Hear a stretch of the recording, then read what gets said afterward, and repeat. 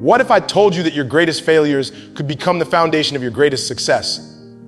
That depression doesn't have to be your prison, it can be your motivator. And that the life you dream of isn't just possible, it's waiting for you to claim it. Too many people let setbacks define them, let pain break them, and let fear silence them. But not you, not today. Because mental toughness isn't about being unbreakable, it's about bending, learning, and coming back stronger every single time. This isn't just about success, it's about survival. It's about looking failure in the face and saying, is that all you got? It's about staring depression in the eyes and declaring, you will not win. And it's about mastering life principles that turn ordinary people into unstoppable forces. So if you're ready to stop crying and start climbing, to turn your pain into power and to rewrite your story, then let's go. Because champions aren't born, they're built. This intro mirrors Eric Thomas's fiery, no excuses tone while setting up the speech's core themes. Want it more intense, softer, or tailored to a specific audience? And now G, students, athletes, let's be honest, failure hurts. It stings your pride, shakes your confidence, and can make you question everything you thought you knew about yourself. But here's the truth. Failure is not just inevitable, it's necessary. It's the price of admission for any meaningful success. Think about it, if you never fail, you're either not trying hard enough or you're aiming far below your potential. And neither of those is a life worth living. Psychologically, failure forces you to confront reality, not the sanitized version you tell yourself, but the raw, unfiltered truth. It strips away arrogance and wishful thinking, leaving you with a choice: will you crumble or will you recalibrate? The difference between those who succeed and those who stagnate isn't talent or luck, it's their relationship with failure. The ones who rise treat it as data, not destiny. They ask, what did this reveal about my strategy, my preparation, my weaknesses? And then they adjust. Philosophically, failure is the universal way of testing your commitment. Nietzsche said, he who has a why can bear almost any how. Your failures expose whether your why is strong enough to keep you moving forward. If it isn't, that's not a condemnation, it's a gift. It means you get to dig deeper to find a purpose worth suffering for. Because let's be clear, anything worth achieving will demand suffering. The question is whether you'll let that suffering break you or forge you. Look at history's most transformative figures, scientists, artists, entrepreneurs, and you'll find a trail of spectacular failures behind their breakthroughs. Edison didn't fail 1,000 times before inventing the light bulb. He learned 1,000 ways it wouldn't work. Every setback was a step forward. That's the mindset you need, not blind positivity, but ruthless pragmatism. When you fall, you don't lie there weeping. You analyze. You ask, what can I take from this? And then you get back up, wiser than before. So here's the challenge: stop seeing failure as the opposite of success. It's part of success. The road to mastery is paved with mistakes, and every one of them is a lesson waiting to be absorbed. The only true failure is refusing to try again. Ask yourself today, what has my last failure taught me? And how will I use it to rise stronger? You've probably heard the phrase, mind over matter, but let's dissect what that really means, because it's not some vague motivational slogan. It's a psychological truth. Your mind will always be the first battleground where success or defeat is decided. Before you fail in reality, you fail in your thoughts. Before you quit in action, you've already surrendered in your mind. That's why mental toughness isn't about ignoring pain or pretending doubt doesn't exist. It's about outlasting them. Think of your willpower like a muscle. The more you strain it, the stronger it gets. But here's the catch: most people stop at the first sign of resistance. They hit discomfort and interpret it as a signal to retreat. But what if discomfort isn't a stop sign? What if it's a directional arrow? What if the very thing that makes you want to quit is the exact indicator that you're on the right path? That's the paradox of growth. The moments when you feel most like giving up are often the moments right before a breakthrough. Psychologically, this is where discipline separates itself from motivation. Motivation is fleeting, it's unreliable, dependent on external conditions. Discipline, on the other hand, is internal. It's the decision to act even when you don't feel like it. And that's where the relentless mindset comes in. It's not about never feeling tired or afraid, it's about refusing to let those feelings dictate your actions. Viktor Frankl, who survived the Holocaust, wrote that between stimulus and response, there's a space. In that space is our power to choose our response. That space is where your power lies. Now let's talk practically. How do you cultivate this relentless mindset? First, you stop waiting for perfect conditions. There's never a right time. Second, you redefine what failure means. If you stumble, it's not proof you can't succeed, it's proof you're pushing limits. Third, you build momentum through small, daily acts of discipline. Every time you follow through on a commitment, no matter how small, you reinforce the neural pathways of resilience. This isn't just about achievement, it's about identity. Every time you choose perseverance over surrender, you're not just moving toward a goal, you're becoming the kind of person who doesn't back down. And that transformation is permanent. So ask yourself, where in your life have you been waiting for motivation to strike when what you really need is to strike first? There's a terrible irony about depression. The very things that could help lift you out of it are the things it convinces you are impossible. It tells you there's no point in trying, that you're too tired to move, that nothing will change. And the more you listen, the more power you give it. But here's the truth: your depression doesn't want you to know action precedes motivation, not the other way around. From a neurological standpoint, depression isn't just feeling sad, It's a physiological state that reinforces itself through inactivity. The less you do, the more your brain adapts to doing nothing. It's a vicious cycle. Inactivity breeds more depression, which breeds more inactivity. But the reverse is also true. Movement, physical, mental, purposeful action creates momentum.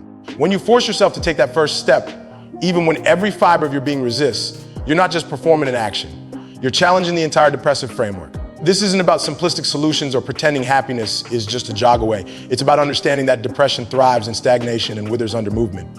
Think of it like this. When you're depressed, your mind is like a room with the windows painted black. Action is the razor blade that starts scraping away that paint, letting in slivers of light. At first, it's difficult. The paint is thick, but with each stroke, more light gets in. And eventually you remember what the sun looks like. The ancient Stoics understood this principle well.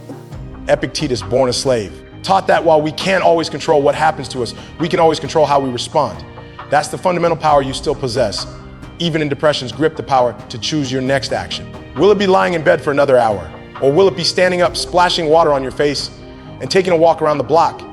These seem like small choices, but they're battles for your soul. Start with micro actions. Made your bed, cooked a proper meal, replied to one email. These aren't just tasks, they're declarations of war against the inertia depression demands. Each completed action is a brick in the foundation of your recovery.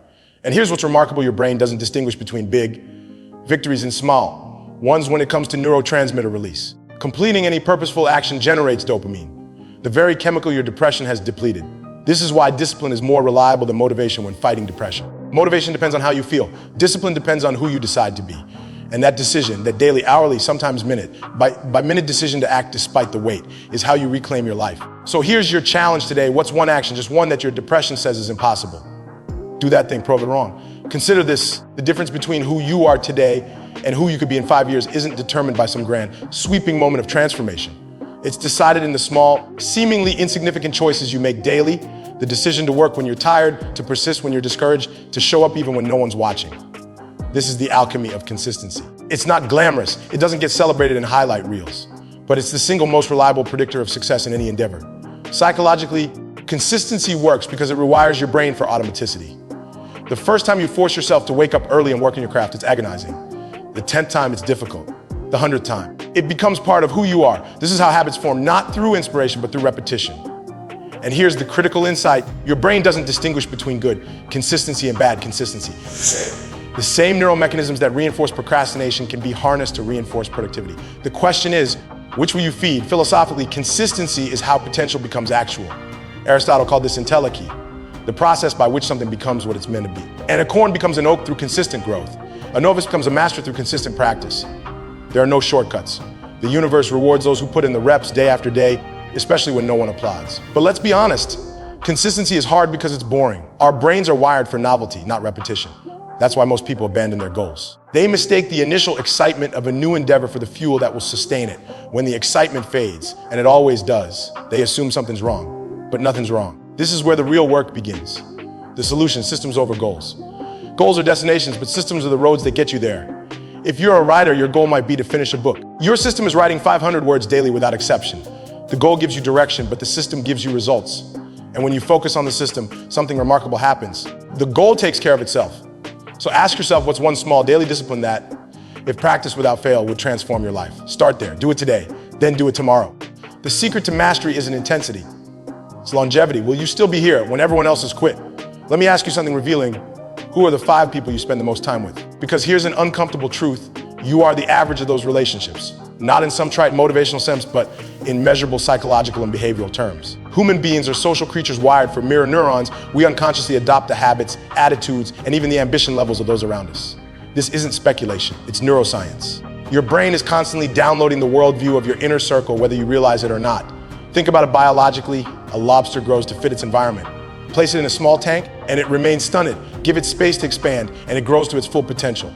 People operate on the same principle. Surround yourself with those who tolerate mediocrity, and your aspirations will shrink to match theirs. But align yourself with those pushing boundaries, and your own standards elevate by necessity. This is why the most successful people in any field, from athletes to entrepreneurs, are obsessive about their inner circles. They understand something primal. You cannot outperform your social environment indefinitely. There's a psychological phenomenon called the crab bucket mentality. When one crab tries to escape a bucket, the others pull it back down. You see this in human systems all the time. When someone tries to improve themselves, the group unconsciously sabotages them. Not out of malice, but because growth creates cognitive dissonance in those unwilling to change. Your current social circle may love you, but if they're not challenging you, they're slowly extinguishing your potential. Now, let's be pragmatic. This doesn't mean abandoning everyone who isn't successful by conventional standards. It means auditing your relationships for two vital qualities. Do these people encourage growth? And do they hold you accountable when you compromise? The right circle isn't about status, it's about synergy. You need mentors who've walked the path ahead, peers who push you to level up, and proteges who force you to articulate and embody your principles. Here's the hardest truth: if you're the most driven person in your circle, you're in the wrong circle. Growth requires tension, the friction that comes from being around people who demand more of you than you demand of yourself. That's how potential gets unlocked. So I'll leave you with this. If your current relationships don't inspire, challenge, and occasionally intimidate you, what are you really preserving by keeping them? Consider this sobering truth: the world doesn't care about your excuses. It never has. History remembers what you create, what you contribute, and what you overcome, not the reasons you didn't. Every day, you're writing your legacy through action or inaction. And this is where most people fail catastrophically. They mistake intention for achievement, dreams for deeds. But here's the brutal reality: your potential means nothing unless it's actualized. That gap between who you are and who you could become, that's where excuses live, and they're costing your future. Psychologically, excuses are a defense mechanism against the terror of freedom. Viktor Frankl observed that humans will tolerate almost any how if they have a strong enough why. But when the why is weak, we invent reasons not to act. I'm too old. It's too late. The system is rigged. These aren't observations, they're surrenders. And each time you voice them, you're not describing reality, you're constructing a prison. The moment you stop making excuses is the moment you reclaim agency over your life. Philosophically, legacy isn't about being remembered. It's about being useful. The ancient Stoics measured a life not by its length or comfort, but by its service. Marcus Aurelius didn't journal about his feelings, he documented how to fulfill his duty despite them. That's the mindset shift required from what can the world give me to what can I contribute? Because here's the paradox: purpose isn't found through self-indulgence, but through self-transcendence. The more you focus on adding value, the more meaning you'll derive. Now let's talk practically. Legacy building starts with ruthless prioritization. You can't contribute what you haven't cultivated. That means honing your skills when no one's watching, sacrificing short-term gratification for long-term impact, and most crucially, rejecting the victim narrative. No one is coming to rescue you. No government program, no lucky break, no divine intervention will absolve you of responsibility for your own life. The hero of your story must be you. But here's the good news: it's not too late. The past is immutable, but the present is a point of power. Every morning, you wake up with the ability to choose: will today be another chapter of excuses or the first page of a new story? So ask yourself this: if you continue on your current path, what will your legacy truly be? And is that acceptable to you? This is your wake-up call. Mental toughness isn't some abstract ideal. It's the daily decision to stare failure in the face and keep moving, to outlast depression through action, to master consistency when no one's applauding, to surround yourself with those who pull you higher, and to build a legacy worth remembering. The world doesn't care about your pain, your excuses, or your untapped potential. It only cares what you do with it. So here's a choice before you: will you remain a prisoner of your circumstances, or will you rise, grind, and claim the life you're capable of living? The clock is ticking. Your future self is watching. And the only question that matters now is: what will you do today to become the person you know you're meant to be? Get up, get to work, and don't you dare stop.